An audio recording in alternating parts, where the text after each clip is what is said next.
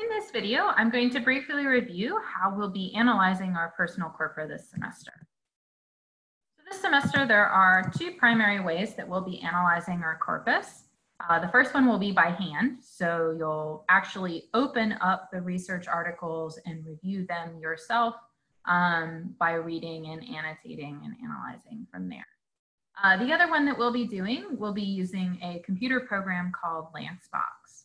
Keep in mind that you will be required to learn to use Lanxbox at the beginning of the semester.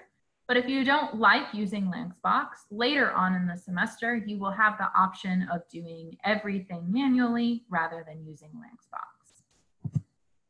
So manual analysis is best for when you're analyzing things related to structure or organization and content.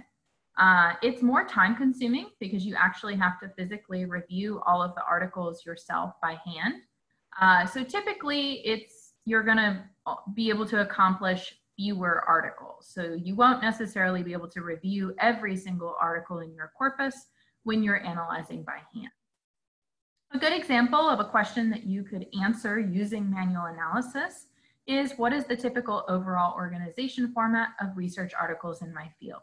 So you would randomly select 5 to 6 research articles, you would open each of them up, you would look at the different sections, and you would note what seems to be most common when looking across multiple articles in your field.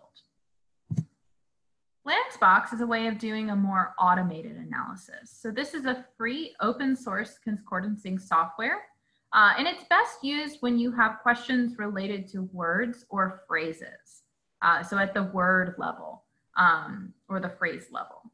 The results are much faster, so you don't necessarily need to only select a few articles. It's actually better that you review your entire corpus altogether. And although this computer program allows you to very quickly collect results or findings or do searches, it does still require some level of manual analysis. You can't just look at frequencies or occurrences of words and fully understand how they're used. You're still going to have to review the lines, the concordancing lines or results, and see what they have to say or what you can learn from that. So a good example of something that you could analyze using Lanxbox would be the question, how are transition words typically used in my field? So you could collect a list of some of the common transitions, and you could search for each of those in Lanxbox and then look at the results to see why and how these transition words are used in your specific field through your personal corpus.